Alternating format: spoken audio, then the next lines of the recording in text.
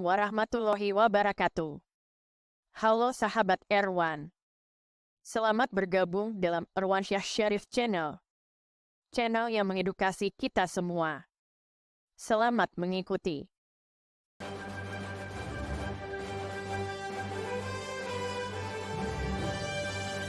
Silakan tekan tombol like, share dan subscribe untuk memajukan channel ini.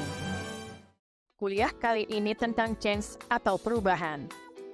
Dalam setiap perubahan selalu ada chance atau peluang. Bagaimana setiap orang menyikapi perubahan menjadi penting untuk dipelajari.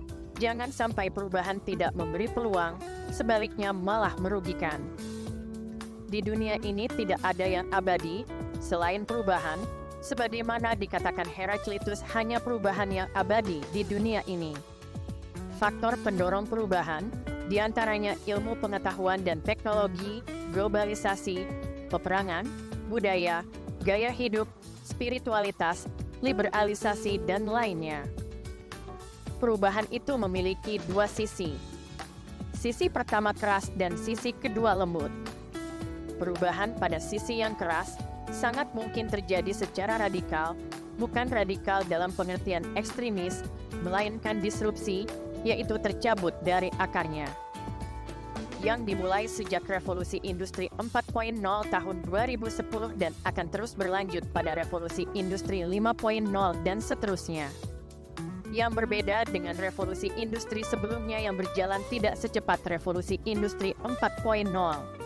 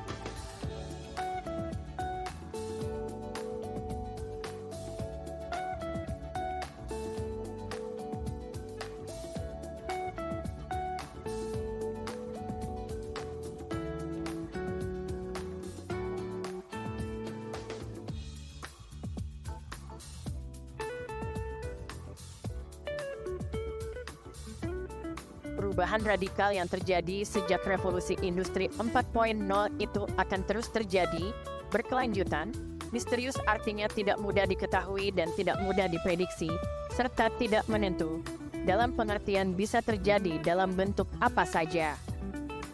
Harus diakui, perubahan yang dipicu revolusi industri 4.0 memang mempercepat kemajuan dalam berbagai bidang, tetapi tidak semua negara dan individu dapat mengikuti perubahan itu sejalan dengan kecepatan perubahan.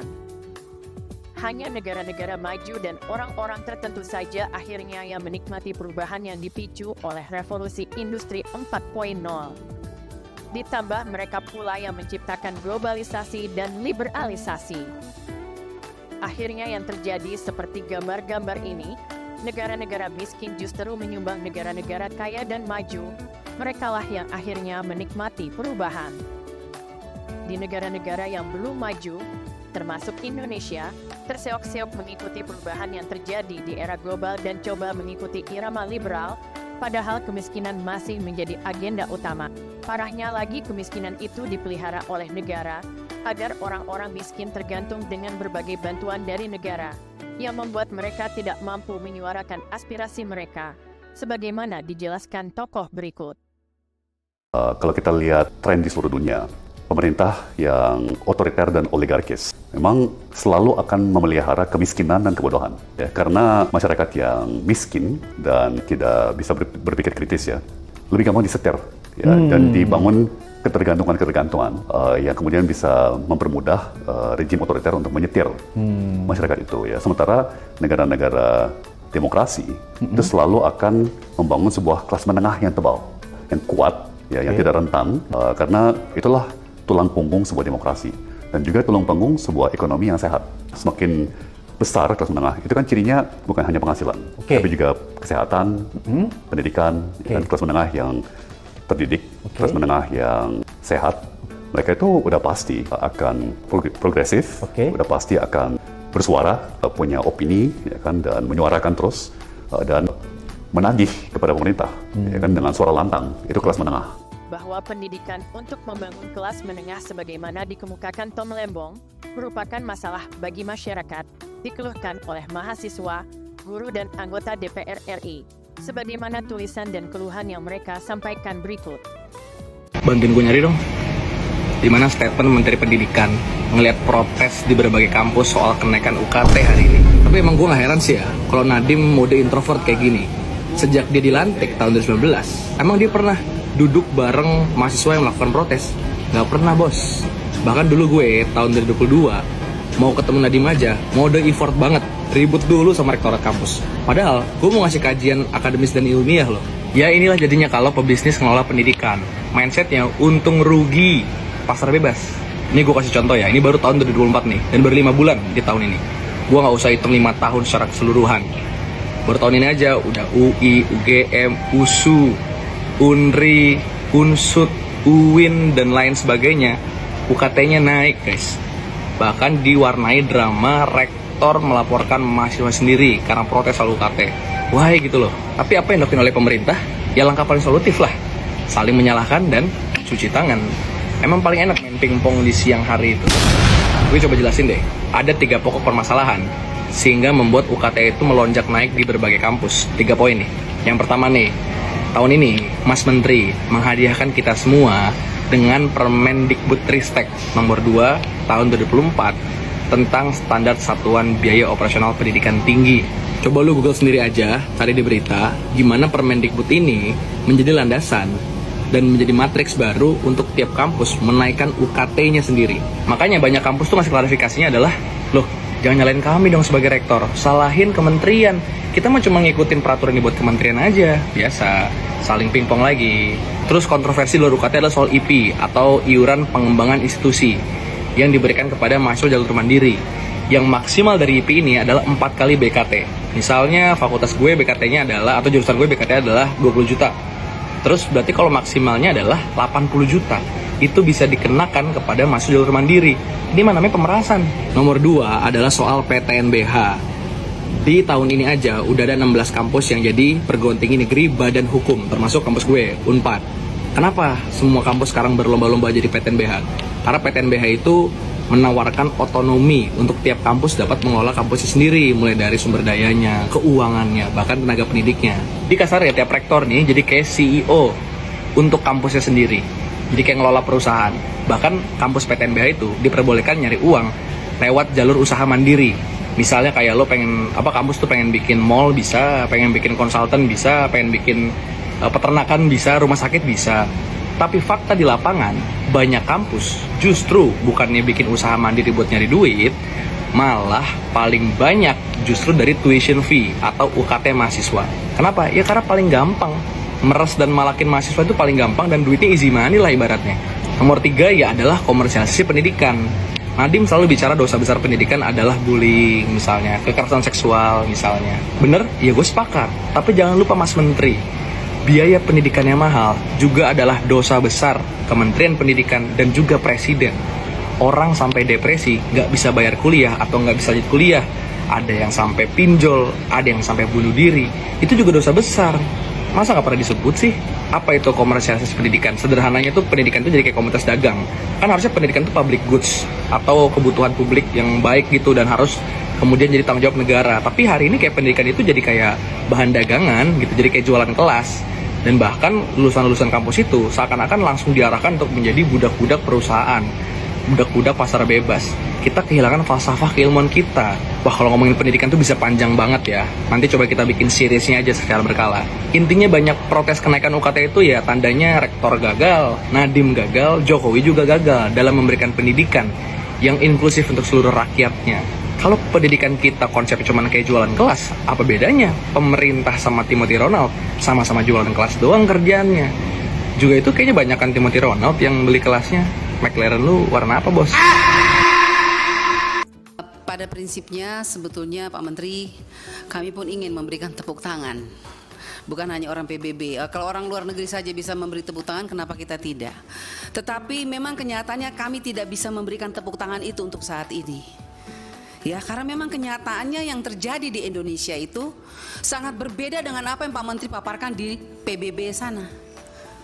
Orang luar negeri mungkin tepuk tangan karena mereka merasa hebat ya. Tapi tidak bagi kami, khususnya anggota DPR RI. Apalagi kami yang turun ke bawah, kami lihat air mata rakyat masih hari ini masih ada, Pak. Anda boleh bangga ditepuk tangan di PBB, tapi bagi kami tidak. Kami tidak bangga sama sekali. Karena apa?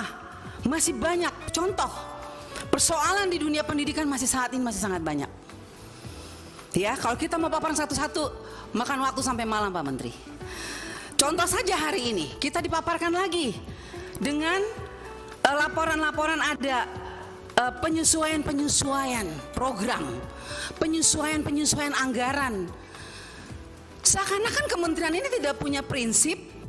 Pada saat kami melakukan rapat panja, konsinyering, semua program sudah Anda paparkan dengan data-data, dengan dana-dana, dengan biaya-biaya. Tapi kenapa sekarang berubah lagi?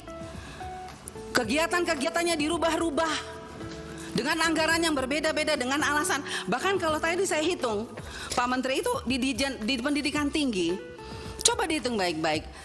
Itu ada selisih lagi, saya tidak tahu apa saya yang salah hitung, Pak. Tapi saya sudah berulang kali hitung. Ada selisih sekitar 7 miliar. Apa 7 triliun ini? Saya bingung ini jadinya. Ada 34 triliun, berarti 7 triliun. Saya sampai tanya teman-teman, ini bagaimana nih? Memang saya akui, mungkin menteri kita ini terlalu pintar. Tetapi kita juga tidak bisa dibodoh-bodohi amat, Pak. Karena kalau kami bodoh pasti kami tidak mungkin dipilih rakyat. Itu sudah pasti. Karena kami itu berbicara dengan data yang ada.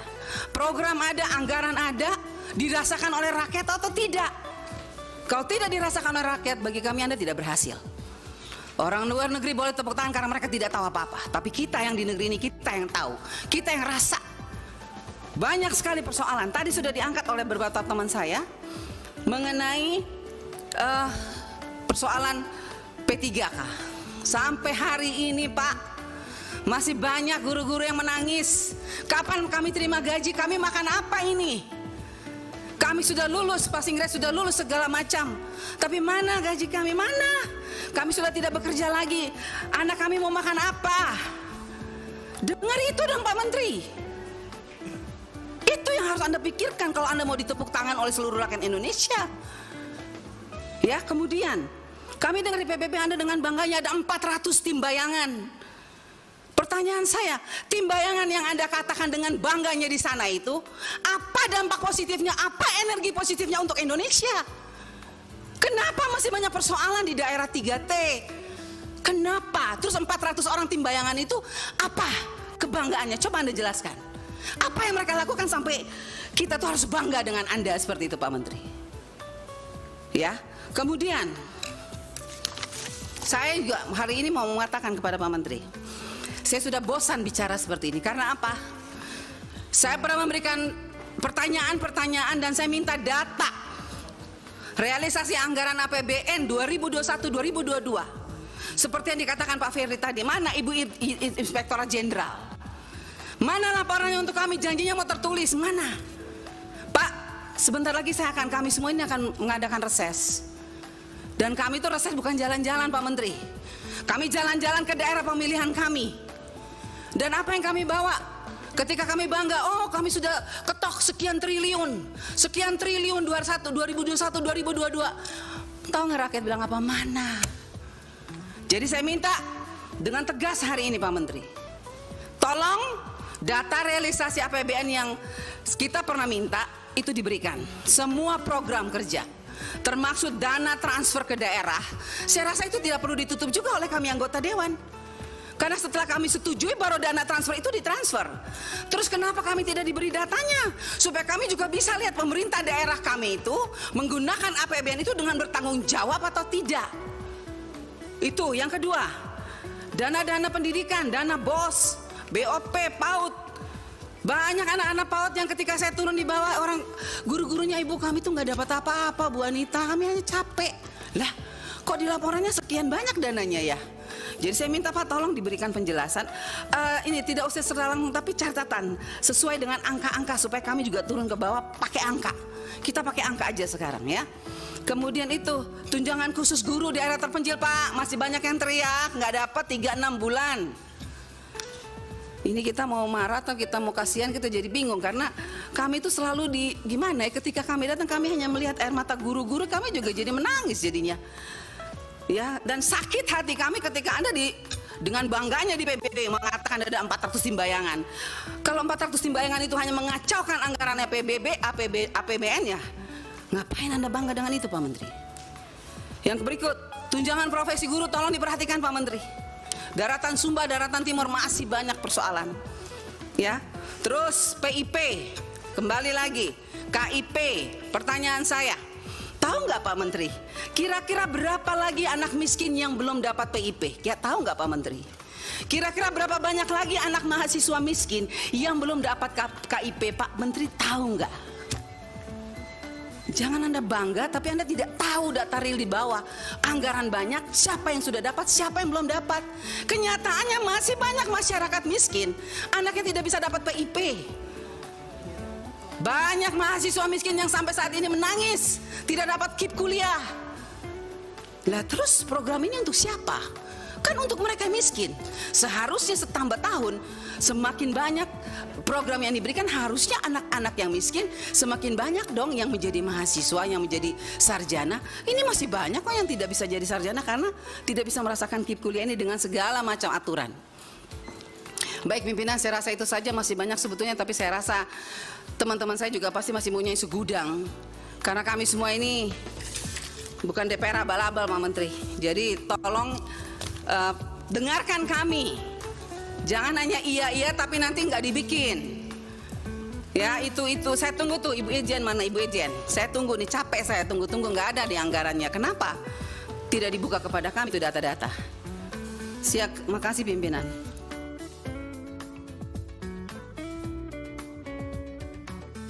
Yang lebih parah lagi, pernyataan pelaksana tugas Sekditjen Pendidikan Tinggi yang mengatakan pendidikan tinggi sifatnya tersier. Bagaimana mungkin negeri ini berubah dan bersaing dengan negara lain bila pendidikan tinggi bukan hal primer? Hal ini makin memperkuat pernyataan Tom Lembong, yang kemudian hal yang sama dikemukakan Bivitri Susanti dan Sudirman Said, bahwa kemiskinan itu dipelihara oleh oknum-oknum tertentu yang ingin terus berkuasa. Bivitri percaya nggak sih di Indonesia itu orang buruh dipelihara? Oh iya, saya percaya itu. Makanya yang berkali-kali lagi kami suarakan itu adalah ini adalah pembodohan struktural, kemiskinan juga kemiskinan struktural. Kemiskinan struktural. Iya, dipelihara. Iya, gitu. iya. Karena memang orang yang lapar akan semakin mudah untuk diajak ngapain aja. Ya makanya makan siang gratis jadi sangat menarik gitu kan, ketimbang apa misalnya jangan sampai kita banjir lagi karena ada krisis iklim, itu kan gagasan besar gitu. Yeah. Tapi buat banyak orang mendingan gue pilih yang ngasih makan siang gratis deh, bodo amat deh soal pulau-pulau yang tenggelam karena krisis iklim gitu misalnya. Climate action di sini lebih bahaya ke depan. Bahaya banget. Iya. Tapi kan jadi kemiskinan itu memang menurut saya dipelihara. Sudirman Said menuturkan ada keteladanan yang hilang di pemerintahan saat ini. Sudirman menilai para pemimpin yang saat ini berkuasa seolah-olah memanfaatkan dan memelihara kemiskinan rakyat sebagai basis elektoral. Yang hilang adalah public virtue, keteladanan dari para pemimpin yang sedang duduk, sehingga kemiskinan itu dimanfaatkan, dipelihara untuk menjadi basis elektoral. Kata Sudirman dalam diskusi bertajuk Pemilu Buruk, akankah masa depan generasi terpuruk?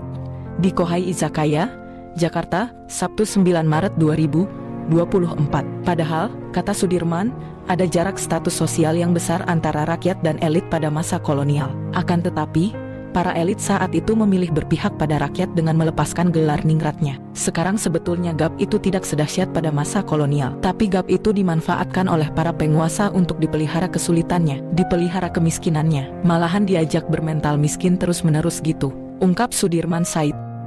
Ini pelajaran berharga bagi masyarakat. Ada orang-orang jangankan mengajak orang lain untuk berubah keluar dari kemiskinan, mereka justru memanfaatkan orang miskin untuk tetap miskin demi kepentingan mereka. Dan orang miskin tidak menyadarinya. Kesimpulannya, tantangan dalam menghadapi perubahan adalah melalui peningkatan kualitas pendidikan dan kualitas kehidupan masyarakat, barulah akan terjadi keseimbangan antar negara dan bangsa suatu negara. Bila kemiskinan tidak ditangani secara serius, maka menurut Yusuf Kardawi akan berdampak pada ancaman bagi akidah, berbahaya bagi akhlak dan perilaku, berbahaya pada pikiran, berbahaya bagi keluarga, berbahaya bagi ketentraman masyarakat.